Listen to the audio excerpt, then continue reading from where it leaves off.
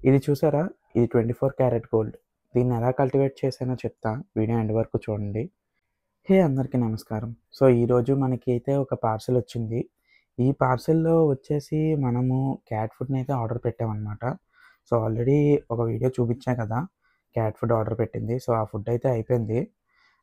And నేనొచ్చేసి next కొంచెం పెద్ద pack అయితే ఆర్డర్ పెట్టుకున్నాను. ఎందుకంటే ఆ ఫుడ్ నాకు చాలా ఫాస్ట్‌గా అయిపోతుందనమాట. ఈ క్యాట్ ఫుడ్ లెగ్స్‌బైట్ కంపెనీది. సో, ఇదైతే చాలా ఇష్టపడి తింటుంది మా పిల్లయితే. అండ్ దీన్నొచ్చేసి నేను ఇలా బాటిల్స్‌లో స్టోర్ చేసుకొని పెట్టుకుంటాను. బాటిల్స్‌లో వేయడానికి ఈజీగా ఉంటదని స్టోర్ చేసుకుంటున్నా అనుకుంటున్నారు కదా! Wrong answer.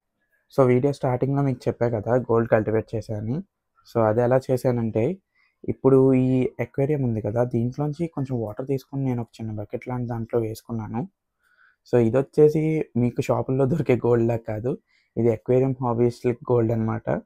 సో, దీన్ని ఆర్టిమియా అంటారు. ఇవి చూసారా చిన్న చిన్న ఎగ్స్ అనమాట. బ్రైన్ షింప్స్‌వి.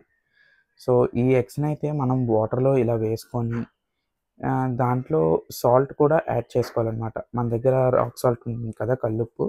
అది కూడా మనం ఎన్ని స్పూన్స్ అయితే ఆర్టిమియా వేసుకున్నామో అన్నీ ఆర్ దానికన్నా ఎక్కువ స్పూన్స్ అయితే రాక్ సాల్ట్ యాడ్ చేసుకోవాలి.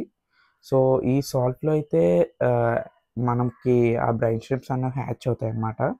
సో, ఈ బ్రైన్ షింప్స్ వచ్చేసి చాలా హెల్తీ ఫుడ్. ఎవ్వరు ఏ ఫిష్‌కైనా చాలా హెల్తీ ఫుడ్ అనమాట.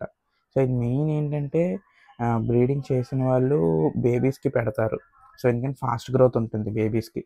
సో, దీన్నైతే నేను నీట్‌గా ఇలా కలుపుకొని జాగ్రత్తగా అయితే పెట్టేసుకున్నాను.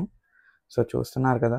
ఇదైతే నేను లోపల పెట్టుకున్నాను. దీన్ని ఇలాగా మనం ఒక 24-36 అవర్స్ వదిలేయాలి. సో, అంత టైం వదిలాక హ్యాచ్ అవుతుంది. సో, నేను ఓఎస్ఐ తీసుకున్నాను. అండ్ ఇలా క్యాప్సూల్స్ కూడా ఉంటాయి. మీరు ఇది వాడుకున్నా పర్లేదు. బట్ కంపారిటివ్‌లీ ఏంటంటే ఓఎస్ఐ కన్నా క్యాప్సూల్స్ హ్యాచ్ రేట్ తక్కువుంటుంది. సో, ఇది చూసారా? ఒక 36 అవర్స్ తర్వాత ఇదైతే మన దాని పరిస్థితి అనమాట. సో, దీన్నైతే మనం నీట్‌గా ఫిల్టర్ చేసుకోవాలి. దానికోసం మనకి 2 నెట్స్ ఉంటాయన్నమాట. టాప్ నెట్, బాటమ్ నెట్ అని. సో, అవి యూజ్ చేసుకొని ఇలా ఫిల్టర్ చేసుకోవాలన్నమాట. మొత్తం అలా దాంట్లో యాడ్ చేసుకొని మనం నీట్‌గా ట్యాప్ అలా రన్ చేస్తూ కడుక్కోవాలి. ఏ ఎగ్ షెల్ మిగలకుండా. ఎందుకంటే ఎగ్ షెల్స్ ఉండిపోతే ఒక్కోసారి ఫిషెస్ చనిపోయే ఛాన్స్ ఉందన్నమాట. సో, ఇదైతే ఇప్పుడు నేను నా నార్మల్ ఫిషెస్‌కి ఫీడ్ చేస్తాను చూడండి ఎంత యాక్టివ్‌గా తింటాయో. చూసారా? చాలా చిన్న పార్టికల్స్ అన్నమాట. మనకైతే అంతగా కనపడవు. బట్ చాలా యాక్టివ్‌గా అయితే తీసుకుంటూ ఉంటాయి ఫిషెస్. సరే అయితే మనం మళ్ళీ నెక్స్ట్ వ్లాగ్‌లో కలుద్దాం. బాయ్.